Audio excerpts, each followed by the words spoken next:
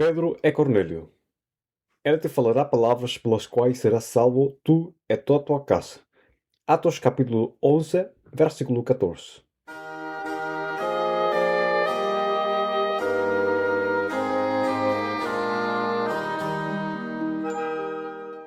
Estimado ouvinte, tenha você cordiais saudações. Meu nome é Juan Cepeda e neste presente áudio eu estou expondo sobre Atos dos Apóstolos, capítulo 10, junto com Atos capítulo 11, dos versículos 1 a 18, os quais nos dão muitas ensinanças e, sobretudo, luz sobre o conhecimento de Deus e da sua misericórdia, para os judeus e também para os gentios.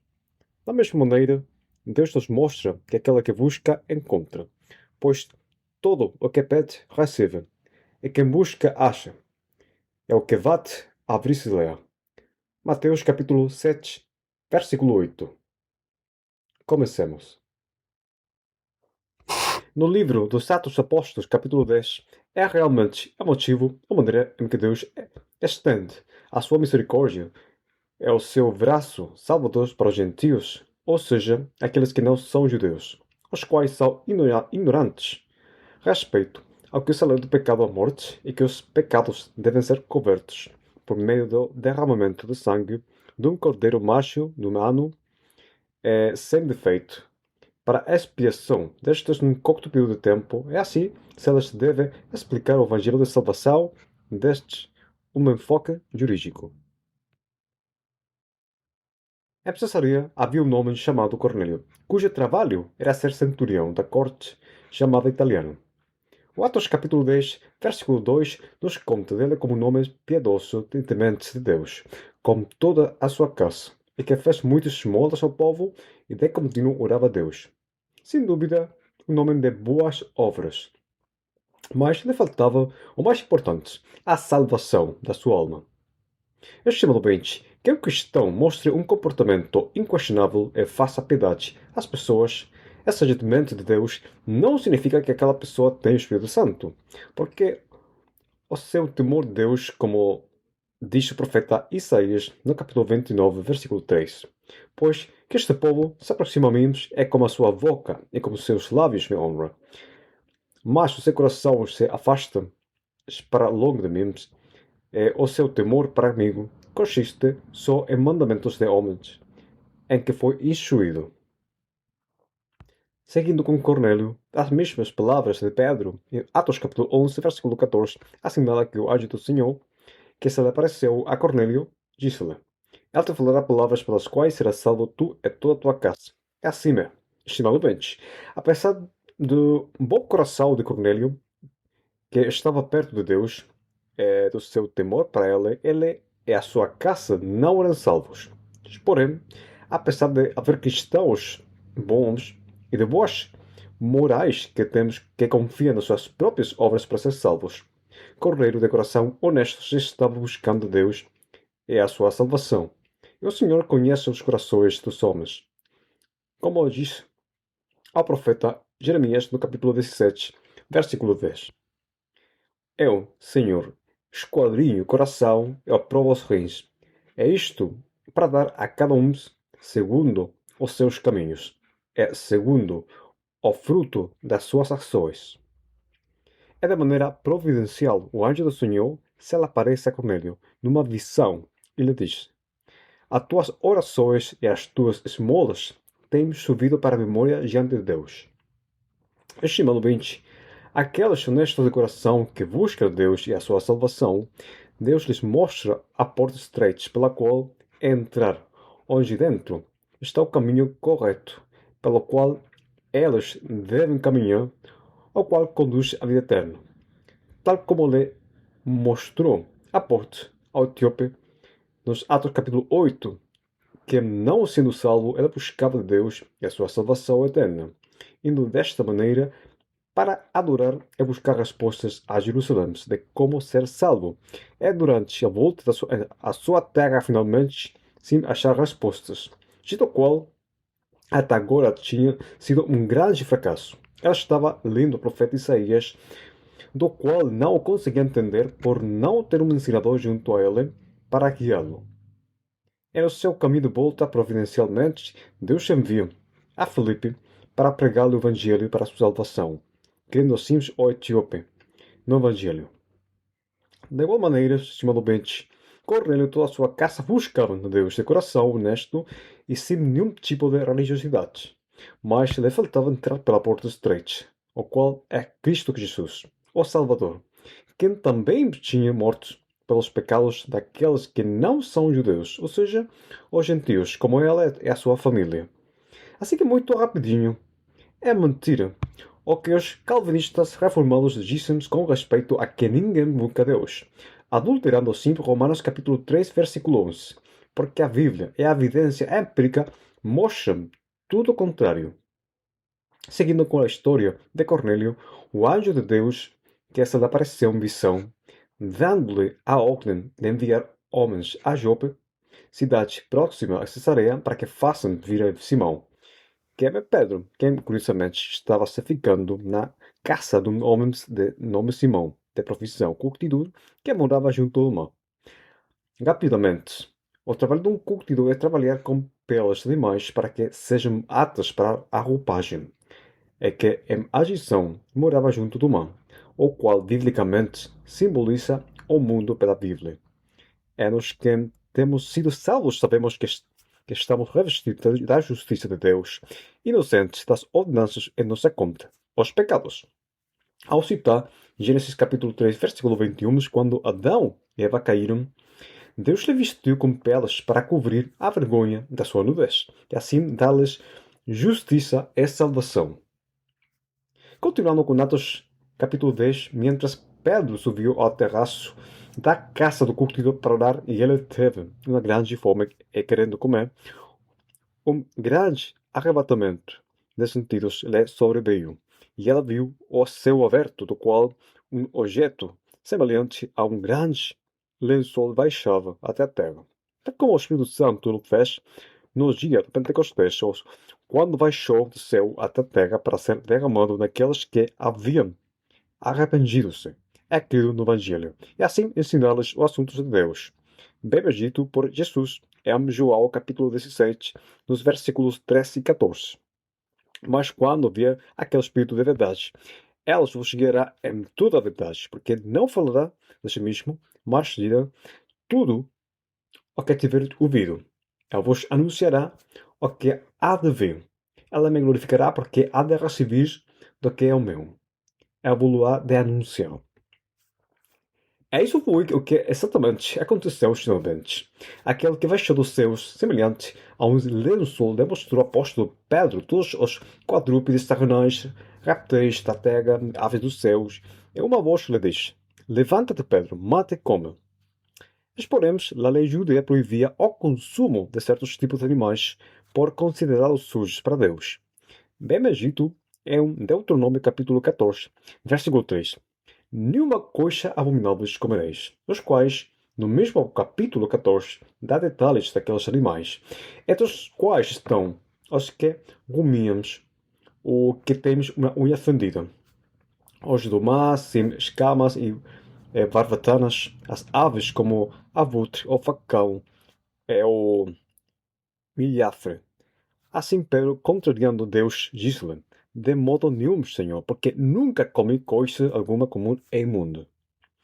Se notavas que ainda houve extratos do antigo acordo nele, mas o Senhor mesmo, por meio deste objeto semelhante ao lençol, lhe mostrava que ela fez todas as coisas, incluídos os animais que para os judeus eram considerados abomináveis para comer. E desta maneira o Senhor disse a Pedro: Não faças tu comum ao que Deus purificou.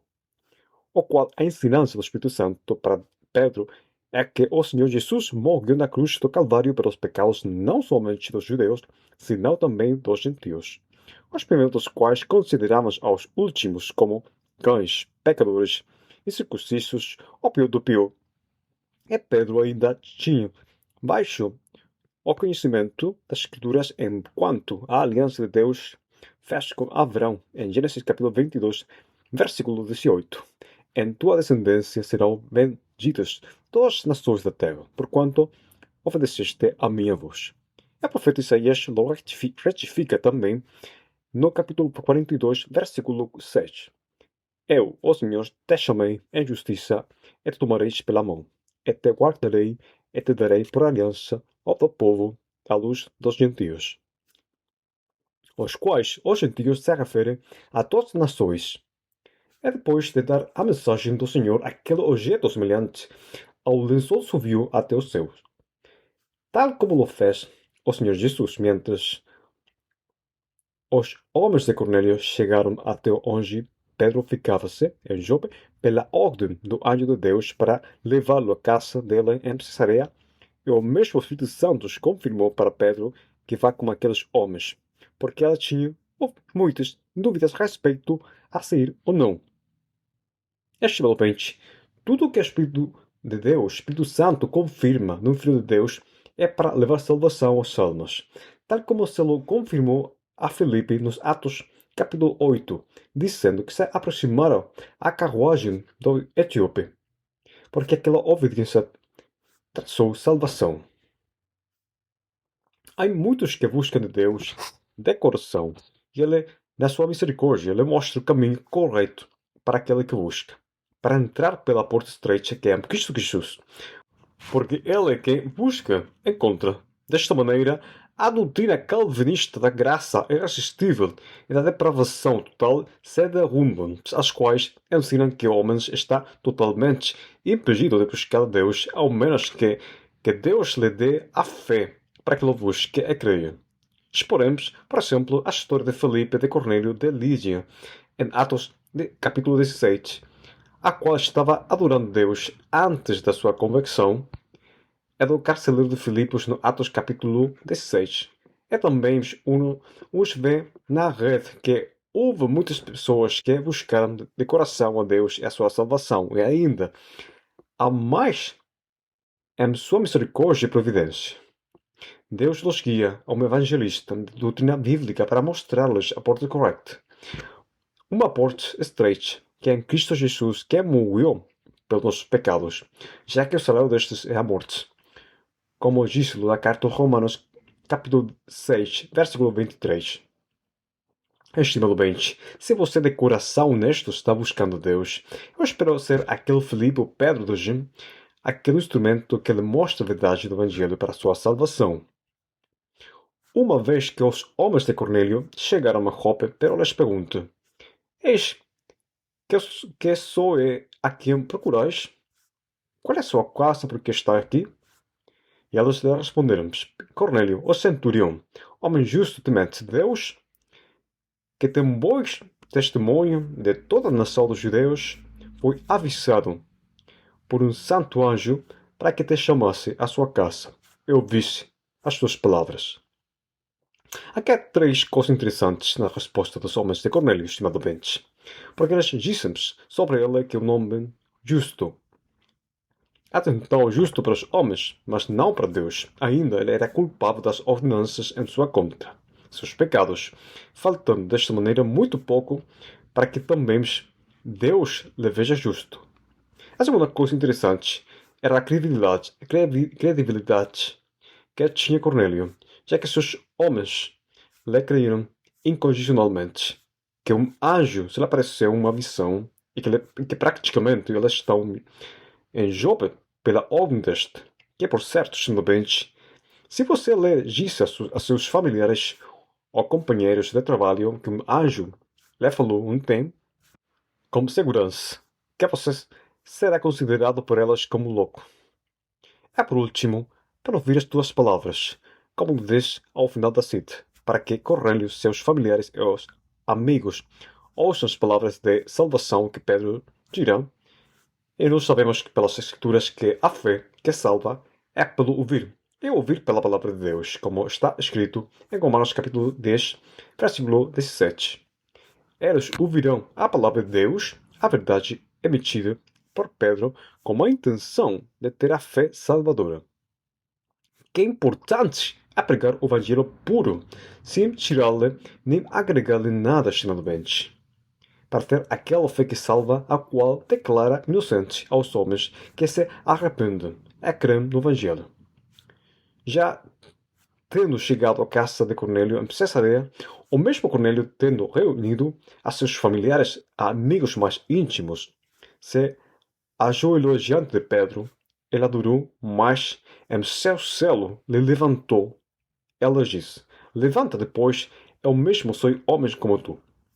Esta frase de Pedro é como uma forte verdadeiras em contra da mulher do catolicismo romano que argumenta que Pedro foi o primeiro papa desta falsa igreja, já que os papas católicos, toda a sua história, até a atualidade, têm aceitado e arengado a sua congregação que se ajoelhem diante delas e que elas adorem em vez de Deus, já seja naqueles países que elas têm visitado ou no mesmo Vaticano, um lugar de toda coisa imunda. Igualmente, uma verdadeira em contra da dura muralha dos mal chamados testemunhos de Jeová, que negam a deidade de Jesus, ao considerá-lo insolentemente como uma mera criação do Pai.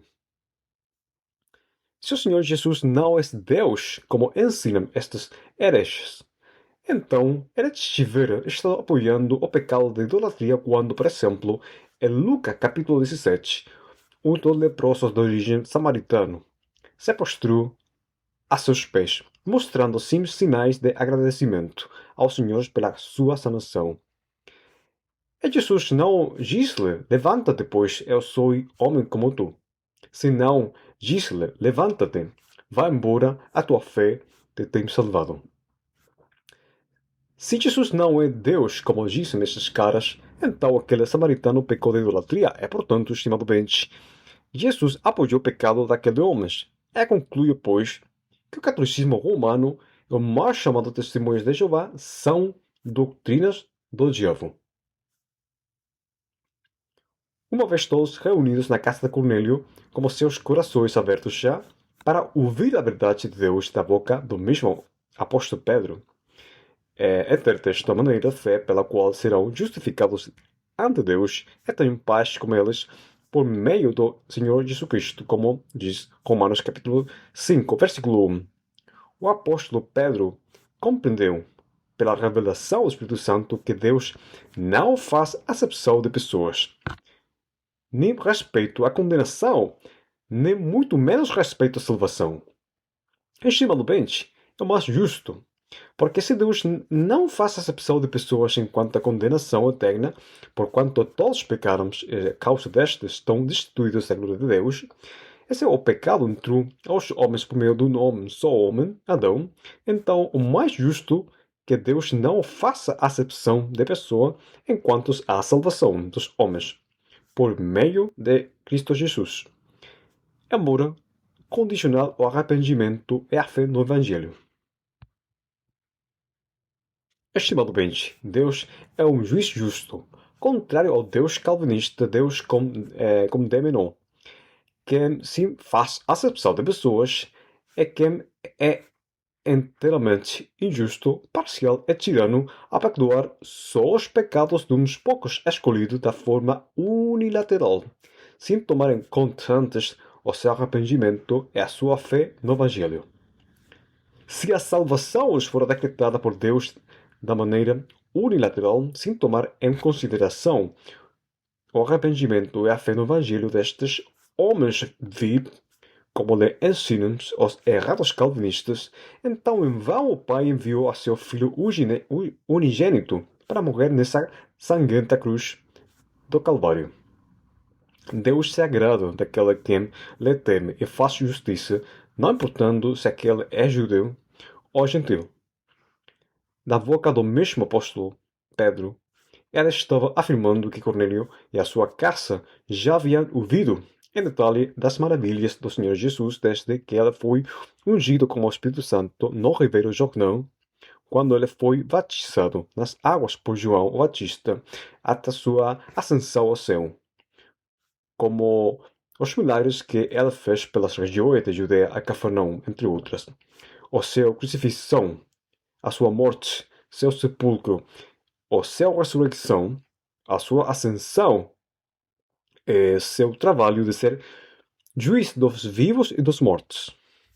No verso 44, é lindo que mientras Pedro falava em profundidades do Evangelho da Salvação em Cristo Jesus, o Espírito Santo caiu sobre todos os quais ouviram as, para suas palavras. Ou seja, Cornélio e seus familiares e amigos mais pertos ouviram a palavra da verdade, o Evangelho da sua salvação, e tendo crido nelas, foram selados com o Espírito Santo da promessa. Que as arras da herança delas até a redenção da posição adquirida, como é escrito na carta aos Efésios, capítulo 1, versículo 13 e 14. Após que eles foram selados, Cornélio, seus familiares e seus amigos começaram a falar em línguas e magnificavam a Deus, o qual causou grande atordurão àqueles acompanhando a Pedro em Cesareia. Fê-los da circuncisão devido àqueles que não tinham crido até agora que o Espírito Santo fora derramado também naqueles fora do povo de Israel, ao povo gentil. Rapidamente, segundamente, o dom de língua já não existe, já não estão disponível neste tempo. Então, não seja enganado pelos religiosos carismáticos das igrejas pentecostais que ensinam erradamente que você deve falar em línguas para mostrar que você tem sido selado pelo Espírito Santo. E se você não os fala, então o Espírito Santo não está em você, deixando simples de lado hereticamente a fé no Evangelho. Exporemos que as línguas que falam estes caras são somente sons desagradáveis, porque a mesma palavra do Atos capítulo 2, versículo 4 ao 8, nos dão a entender que aquelas línguas eram idiomas, como são na atualidade o português ou o alemão, com a intenção de expandir o evangelho de salvação, cujo dom espiritual era muito necessário durante os anos da igreja primitiva, já que não estavam nas muitas traduções da palavra de Deus aos idiomas que existiam naquele então. Mas aquele dom já não está disponível. Então Pedro fez uma pergunta retórica no verso 47. Pois eles, porventura, recusar a água para que não sejam batizados estes que também, como nós, receberam o Espírito Santo? Uma bofetada aos batistas que ensinam erradamente que é requisito fundamental batizar-se nas águas para ser salvos. Estimadamente, se for requisito o batismo das águas para a salvação, o que acontece então com aquelas pessoas doentes nos hospitais que têm arrependido-se e crido no Evangelho da Salvação, mas incapazes de ser batizadas nas águas? E se eles chegaram a morrer, de todas maneiras, eles se condenam pela eternidade? O que acontece com aqueles que têm arrependido-se e crido no Evangelho, vivendo em lugares áridos, sem nenhum oásis perto? Da mesma maneira, estão condenados? O que acontece com aqueles que têm arrependido-se e crido no Evangelho, mas não há nenhum salvo que ele batize? Aquela pessoa está condenada? Na cartas aos Efésios capítulo 1, versículo 3, destrói a doutrina baticista extremamente. Na verdade, o vosso batismo na água, na base do arrependimento, mas aquele que vem após mim é mais poderoso do que eu. E nem sou digno de levar-lhes as alparques, ela vos batizará no Espírito Santo e em fogo. Mateus capítulo 3, versículo 11.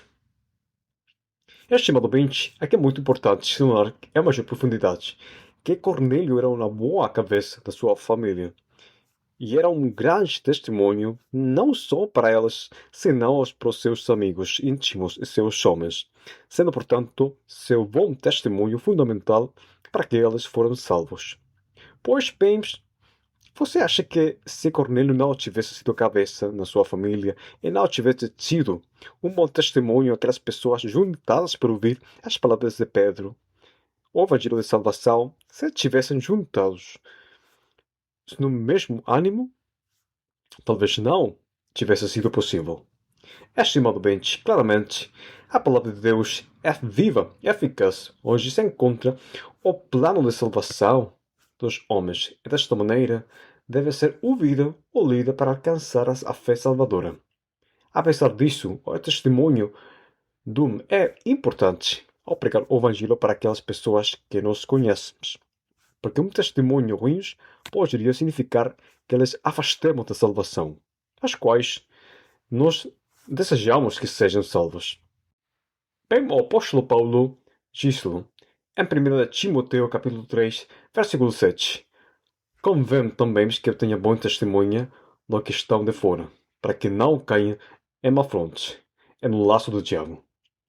Pensa que Paulo se está referindo aos requerimentos dos diáconos e dos bispos da igreja. Esta passagem também é transversal para todos os filhos de Deus. Estimado bem, é o sorte que tenha o temor e a sabedoria de Cornélio e se converta a Cristo, nosso Salvador, que morreu na cruz pelos vossos pecados, derramando até a última gota da sua sangue para sua redenção. Tenha em mente que o pecado é um crime que deve ser pagado com a morte eterna da alma, a qual será revestida num corpo de vergonha e humilhação, e lançada depois ao lago de fogo pela eternidade. Arrependa-se, ou seja, reconheça que é um pecador, um criminal diante de Deus, cuja penalidade eterna é o mesmo lago de fogo. E creia com fé que Cristo Jesus morreu na cruz do Calvário pelos seus pecados. E se você faz isso, você terá vida eterna ao instante. Uma vez mais, meu nome é Juan Cepeda e que Deus lhe abençoe. Até logo. Se o Senhor Jesus não o tenha visto antes.